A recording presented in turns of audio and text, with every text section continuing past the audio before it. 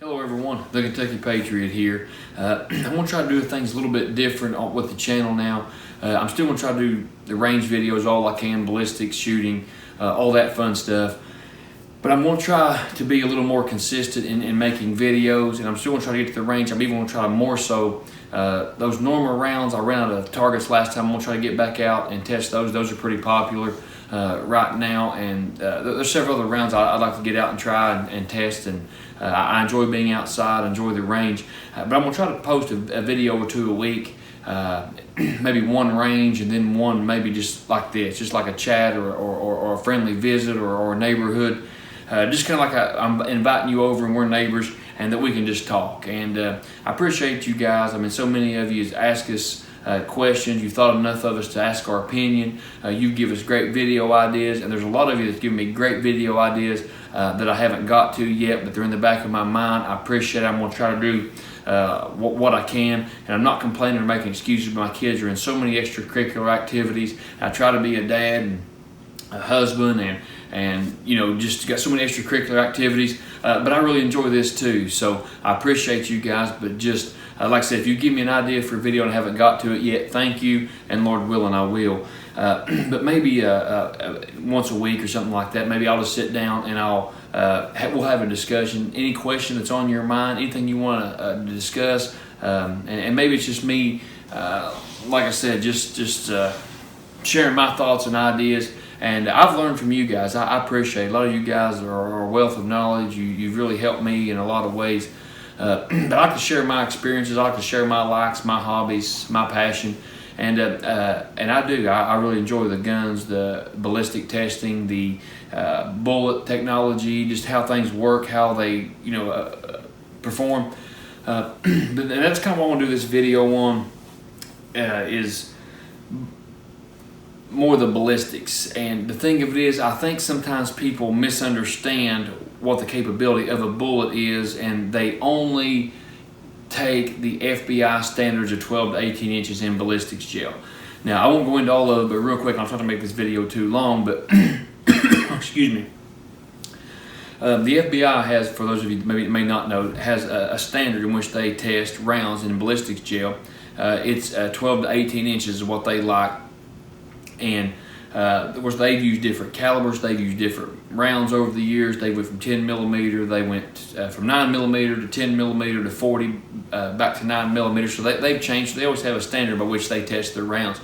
Now, I'm not against ballistics gel. I like ballistic gel. It's a very good standard. It tells us what it tells us, so I'm not saying that we totally disregard that. But what I am telling you is we can't put all of our eggs in just the ballistics gel basket, okay? And I'll explain that in 1 second.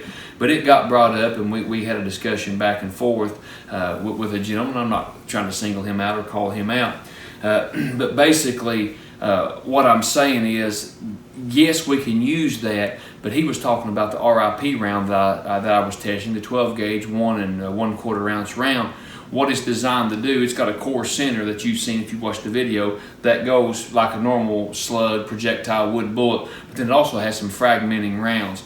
And there's more than just penetration involved. There's also fragmentation. There's also velocity. There's a lot of things taken into consideration, and I won't go rehash all this. But if you've seen the 45 ACP video that I did with the 1911, I was testing hollow points and round nose. Both of them performed very well. And you know how a big fan I am of 45 ACP. You know what a big fan I am of the 1911. So don't misunderstand what I'm saying. But a slow, big moving bullet, when I had water jugs lined up, actually will go a long way through water because you got a big, slow moving bullet. Well, you take a high-powered rifle like you're hunting for deer and you shoot those same water jugs, they may not go through 5 water jugs like the 45 ACP did. They may only go through 3 because of the velocity, because it's hitting it so hard. What happens is water and dirt, it stops bullets quick, and the faster it goes, as it hits that water dispensation, doesn't have time to move out of the way. So just because it only maybe goes through 3 water jugs, the first water jug, it smashes into oblivion, and the second jug, it just devastates, and it may stop in the 3rd jug. And people say, if the only thing you go by is penetration, you say, well, that 45, which is a capable round, don't misunderstand me, but it's still not the same as the 375 H&H. And I get it. I love a 1911. I am a huge 1911 fan. But I'm just telling you, they are what they are, and I don't want to only go by penetration and be in Africa somewhere with a charging Cape Buffalo and me have my 1911. I want a high-powered rifle, okay? So what I'm saying is you can't always go just by penetration. And I give the gentleman this example too. I totally understand what he's saying about penetration, but he said those rounds were useless and they weren't effective at all. And he was talking about how much more effective a 380 was because it went farther in ballistics gel. Now, a 380, a full metal jacket may go a certain distance in ballistics gel, but what you got to understand, it's kind of like the 45 ACP. It's a slower moving bullet, and if the only thing that mattered is penetration, now you do want a certain amount of penetration, because if it doesn't go far enough, like we learned in the Miami-Dade shooting, even though the shot placement was there, the people always talk about shot placement.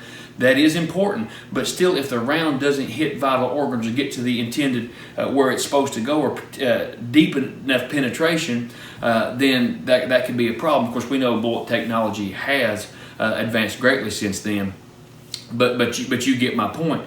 So I was explaining to him, I said, and I get a little bit different take, and I can tell you what I've seen with my own eyes personally in my profession. Not something I've read on a gun forum or a hunter's magazine or just with ballistics gel, but what I have seen with my own eyes. I can tell you from experience that Birdshot in 12 gauge configuration is lethal. Now, I'm not talking about long range, but in a home defense situation, Birdshot is very effective. And that's what I explained to him. I said, in my line of work, I had seen it multiple times, and Birdshot is effective to neutralize the threat. But it will not come close to passing the penetration test. You see what I'm saying? So yes, ballistics gel is a good standard, but it isn't the end-all be-all. Really what Paul Harrell uses is the best target, where he has like cloth, whether it's coat, whether it's denim, then the meat target, then like the lung tissue using fruit. It's probably more realistic than what I was using that day with the RIP rounds. I was using the denim with the meat target, but I had a water jug instead. Now you know that water jugs, water stops bullet. But what that RIP, and I'm not here having a commercial for the RIP rounds, and I hope anybody that knows that, watching this channel, understands that. They sent me some rounds, I tested them, you can go back and watch the video results for yourself if you haven't seen it. I'm not here trying to sell you anything, as I've told you here in several videos, but I'm here to explain this to you. When it hit the intended target, which was the material, then the ribs, I had the meat there, I had the meat target, which was pork ribs. It might have been beef ribs, I think it was pork ribs. And it went through the pork ribs, it hit the water jug, and just exploded. And that fragmentation went everywhere. And then it went to the other side and stopped in the meat target in the back. And he said because it wasn't a complete pass-through, that it was not effective. But again, water stops bullets, and that is exactly why they made the round, the RIP round, that they could use instead of a slug or instead of buckshot, is because of over-penetration. Because if you're shooting a target and you hit your intended target, but you have a complete pass-through, then you have to worry about where those rounds go after that. And this was designed where you wouldn't have to worry as much. You always want to know your target and what's behind it, but what it was, it would dump all the energy in the intended target and not have a complete pass-through, or have very little velocity after the complete pass-through. That would dump its energy into the intended target. So, to make a long story short, just because you have a gel test or like a water jug test, that is not the end-all be-all. Like I said, because a high-powered rifle may not have as deep penetration as like a 45, it's a big slow-moving round. But you have speed, you have velocity, you have the size of the projectile, you have fragmentation. There's a lot of things that go into it, and do not be deceived. Don't think, well, it's just birdshot, it's not going to do anything, it's useless. And I told the guy about birdshot, and he said about being lethal, but he said, well, everything's lethal. He said even his pellet gun's lethal. So I don't know where everybody gets all their information. I really don't. And hey, it's a free country. You can defend your home with a 380. You can defend your home with a pellet gun. But again, if the only thing we go by is penetration, if the only thing we go by is how far it goes in the ballistics gel, then if that's what our standard is, then a full metal jacket is better off than a hollow point, because as a hollow point moves through water, moves through ballistics gel, moves through tissue, it expands. So as it expands, and some of them mushroom, as we call it, mushroom out, some of them will peel back. But anyway, as they mushroom out, they begin to catch more tissue as they come through, and that slows the bullet down. So a hollow point will not penetrate as far as a full metal jacket. But just because it doesn't penetrate as far doesn't mean that it's not any count or it isn't any good, because that's what law enforcement usually use that for a reason. And if the only thing we went by is penetration, then in ballistics gel, then I don't doubt that a 380 round nose will go farther in ballistics gel than a 12 gauge shotgun with Birdshot or that RIP round. But like I said, I'm not saying that we can't use ballistics gel. I'm not saying that it's not a good idea. I'm not saying that you can't learn from it or it can't give us a good base to go by. But what I'm telling you is there's people out there that's going to tell you this 380 went as 12 inches in ballistics gel and therefore it's more effective than Birdshot from a 12 gauge or those 1 1/4 ounce RIP fragmenting rounds with the center core slug that's made of copper.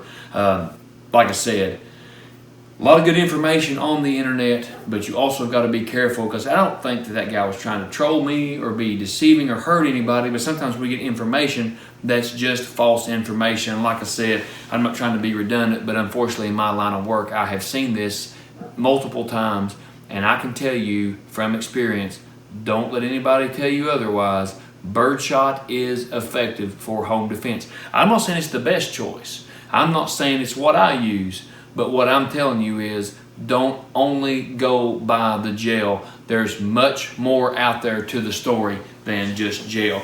And like I said, I try to make this video quick. I try to sum it all up. But I'm going to try this like once a week or just something like that. I hate to promise or say a set date because I can't get to it. But if you have a topic that you'd like to discuss, or if you have a question, or if you have, and I know some of you guys have said that you can go to a shooting range and some of you belong to a club, but that club only lets you in an indoor range. Of course, you can't shoot water jugs, you can't shoot meat targets, you can't shoot fruit. There's a lot of things you can't do, and you've asked me to do this or do that, and I am glad to do it. I learn with you, I enjoy doing it, and I appreciate you watching. So if there's any ideas you have that you'd like for me to try, if there's any ideas that or any certain rounds you'd like to see me shoot, or if there's a comparison video or anything at the range you'd like for me to try, or if it's a topic you'd like for me to discuss, whether it's rounds, whether it's my experience, what I like, what I don't like. And I do not think my opinions are better than yours, or my opinions are more weighty than yours. I don't think that at all, but I can tell you what I've seen with my eyes. I can tell you what I've learned from my experiences. I can tell you what I've dealt with on the range or in real life, and I'm just sharing that with you. Like I said, I'm not attacking anybody, I'm not coming after anybody, but just be careful of who you listen to, because there may be 10 people that mean well, but 10 people will tell you 10 different things, okay? So you've got to do what works best for you, and if you do defend your home with a 380, that's up to you. It's a free country, but to defend your home with a 380 and think it has more stopping power than a 12 gauge shotgun, I'm sorry, that goes beyond opinion, okay? It really does. Opinion is what you like, facts are facts. So anyway, didn't mean to make this too long. I'm going to try to do some more sit-downs with you, whether we call them coffee chats or whatever. I'm going to try to get to the range more. I'm really going to try to do my best with this channel, because I met so many good people, and I was telling somebody the other day, but how many people I have met from Loads of Bacon, the Reloaders Network. Make sure you check them out. Scott from Kentucky Ballistics, Buffalo. I know a collaboration video with Alaskan Ballistics. I mean, hooty hoo. Hate to start naming names, but I've done videos with these people. I've met these people, all the people we met, Tim and all of them at the NRA convention. Douglas McCullough, I got to meet and have dinner with. There's so many of you that I can't thank you enough for your friendship, your kindness, and I've met you all through here. Thor's Axe, you've been a godsend. You've helped me so many ways. I appreciate you guys. I'm thankful for each and every one of you for watching. It really means a lot to me. I'm on Instagram, Facebook. Please like, share, and subscribe. Please feel free to comment in the links below, or comment in the description. I'm getting all my words mixed up. I'm sorry it's late. Just leave a comment. Please keep it family friendly. Let me know your experiences. Let me know what you think. Let me know your likes, your dislikes, what you'd like to see. I appreciate you. Until the next time, the Kentucky Patriot signing off.